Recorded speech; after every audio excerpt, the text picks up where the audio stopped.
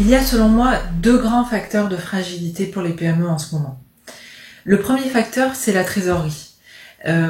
Donc les plus fragiles, c'est celles qui ont un gros besoin en fonds de roulement. Soit parce qu'il y a des délais de paiement qui sont importants, soit parce qu'il y a des stocks qui sont bloqués pour le moment, soit parce que l'entreprise avait déjà peu de trésorerie en réserve.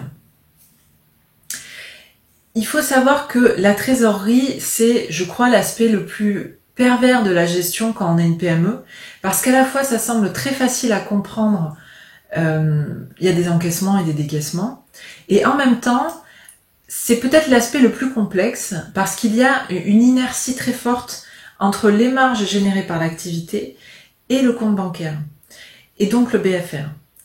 Et quand l'activité diminue comme en ce moment, la trésorerie se contracte énormément, et c'est vraiment ça qui doit être géré en priorité. Et ça m'amène au deuxième facteur de fragilité qui est le réseau, ou plutôt l'absence de réseau.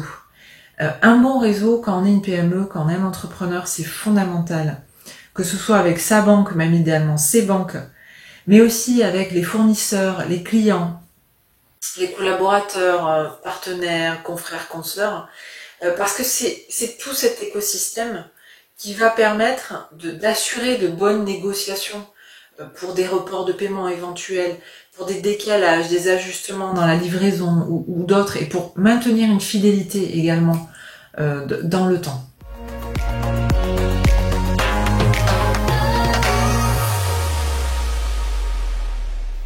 Eh bien, ça dépend des entrepreneurs. Et selon moi, il y a 4 grandes possibilités.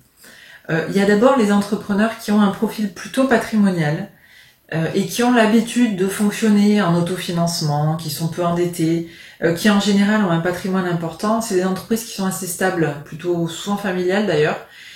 C'est environ 15% des entrepreneurs et ceux-là y tiendront sans aucun problème.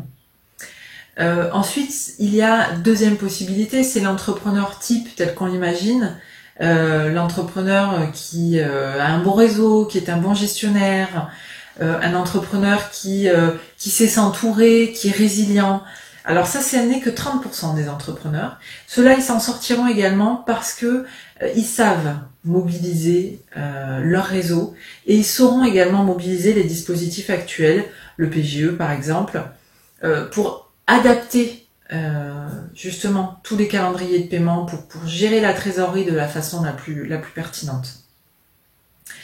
On a ensuite la troisième catégorie qui est l'entrepreneur solo ou duo, qui va être entouré de très peu de collaborateurs, avec un profil plutôt hédoniste, qui cherche une qualité de vie plutôt spécialisée, plutôt sur un marché de niche. C'est 30% des entrepreneurs également.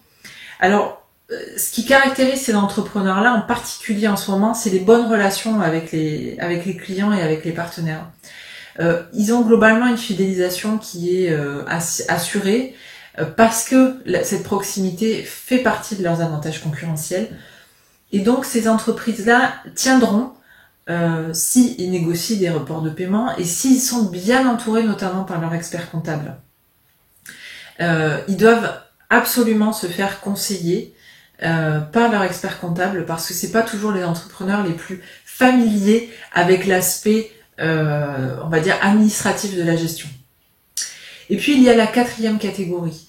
La quatrième catégorie, c'est les plus fragiles, c'est les plus isolés, ceux qui ont peu de réseau, les entreprises en démarrage, qui ont soit un profil commercial, soit un profil technicien, mais très peu de ressources en réserve, en trésorerie.